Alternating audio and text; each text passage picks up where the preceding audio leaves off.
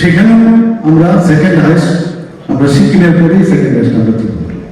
ছোট রাজ্য হয়েও আমাদের যে চেষ্টা এবং আমরা ডেভেলপমেন্টের ইনফ্রাস্ট্রাকচার যা চেষ্টা করছি এবং সেটার সার্টিফিকেট নিয়ে দিয়েছে। কিছুদিন আগে উড়িষ্যা থেকে আপনারা নিশ্চয়ই দেখেছেন সোশ্যাল মিডিয়াতে মাননীয় প্রধানমন্ত্রী বলছেন যাকে দেখিয়ে ত্রিপুরা में कैसे डेवलपमेंट होता है जाके देखिए। আমাদের জন্য একটা বড় প্রাপ্তি। এতে করে আমরা উৎসাহিত হচ্ছি, আমরাও কাজের যে আরো বেশি করে কাজ করার সেই ইচ্ছা আমাদের মধ্যে। এখানে 3 ধাপে যেটা বলেছেন 17ই মার্চ 2024-এ যে foundational literacy and numeracy assessment test অর্থাৎ FLNAT সেটা করাতে 4597 জন পরীক্ষার্থী ছিল। এর মধ্যে 3581 জন উত্তীর্ণ হয়েছে। আবার 29শে ডিসেম্বর 2024-এ করা হয়েছে, সেখানে পরীক্ষার্থী ছিল 14,179 জন। সেই 14,000-এর মধ্যে 13,909 জন পাস করেছে।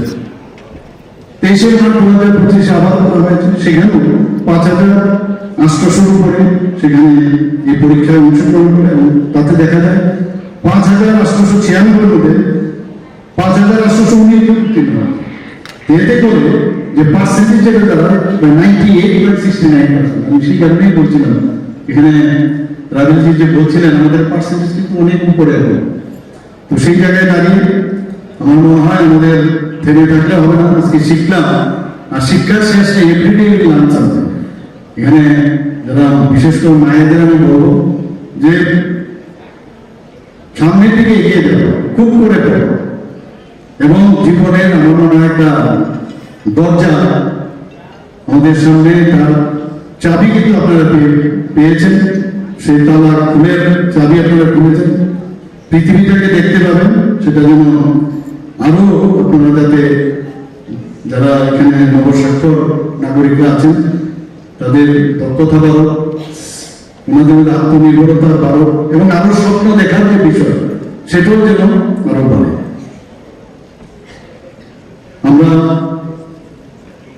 মনে হয় যে আমরা যারা আজকে এখানে যেভাবে এই মহাযজ্ঞকে সফল করেছেন, যারা কোনো পারিশ্রমিক ছাড়াই যে কাজ করেছেন, নিঃস্বার্থভাবে কাজ করছেন, তাদেরকে আমি এবার ধন্যবাদ দেব। এবং আমার মনে হয় তারা সাক্ষরতার মানে সোলজার বলা যায়, সাক্ষরতার সঙ্গে, এবং তাদেরকে অবশ্যই বারবারই আমি বলবো তাদেরকে আমি ধন্যবাদ দিতে আমি কম দিব, মনে হয় বেশি করে বলা উচিত। এবং আজকে দিনটি একটি নতুন একটা যাত্রা, আমার মনে হয় ত্রিপুরার ইতিহাসে এটা সবসময় স্মরণ করে লেখা থাকবে। এবং মাননীয় প্রধানমন্ত্রীজি যে বারবার জোর দিচ্ছেন যে এই জায়গায় থামলেই চলবে না, আমরা ত্রিপুরা সরকারও বিভিন্ন স্কিল ডেভেলপমেন্ট, বিভিন্ন যেসব বাইরের থেকে ইনস্টিটিউশন আছে তাদের সাথে আমরা যুক্ত করার জন্য আমরা চেষ্টা করছি। এবং আমি আশা করি যখন এই ধরনের কাজ সামনের দিকে আসবে, আজকে আমরা কৃত্রিম বুদ্ধিমত্তার কথা বলছি, রোবোটিক্সের কথা বলছি, সাইবার নিরাপত্তার কথা বলছি, এগুলো ওনাদের মধ্যে যদি আজকে আমরা এই বিষয়গুলো যদি নিয়ে আসতে পারি তাদের মধ্যে আরো ইন্টারেস্ট বাড়বে।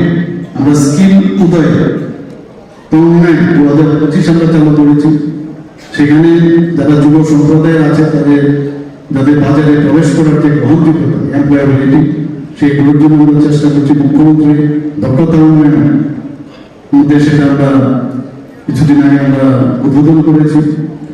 আর 2024 সাল অক্টোবর মাসে আমরা রাজ্য সরকার একটা পলিসি আমরা নিয়েছি, Tripura skill and entrepreneurship policy. এইগুলোর মধ্যেও কিন্তু যারা আজকে এই পাস করেছেন, তারাও এই স্কিল ডেভেলপমেন্টে যদি আপনারা আসেন এবং তাদেরকে যুক্ত করাটাও কিন্তু আমার মনে হয় এখানে শুধু এডুকেশন ডিপার্টমেন্ট যাতে তিনি বলেছেন এডুকেশন ডিপার্টমেন্টের মধ্যে সীমাবদ্ধ না রেখে পরবর্তী সময় চেয়ে যাতে অন্যান্য ডিপার্টমেন্টের সাথে ওদের যুক্ত করা যায়, সেটা ERDD হোক, স্কিল ডেভেলপমেন্ট ইন্ডাস্ট্রি ডিপার্টমেন্টের হোক, অন্যান্য হেলথ ডিপার্টমেন্টের হোক, আপনি বলেছেন সেটা, তাহলে আরো আমাদের যে উদ্দেশ্যে এটা করা হচ্ছে, মানে প্রধানমন্ত্রী যে চাইছেন সবটা মানে যাতে ভালো করে উন্নয়ন হয়।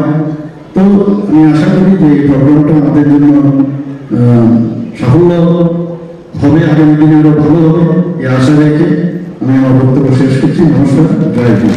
My father used to worry about my education and my future, but I found the right path at Techno College of Engineering. Here, we explored the cutting edge of knowledge of physics, chemistry, computer science engineering, electrical engineering, civil engineering, mechanical engineering, electronics communication engineering, 3D design, and artificial intelligence. We are mentored by world-class faculty members and empowered through the Teka Tools initiative, which connects us directly with industry. Techno College of Engineering,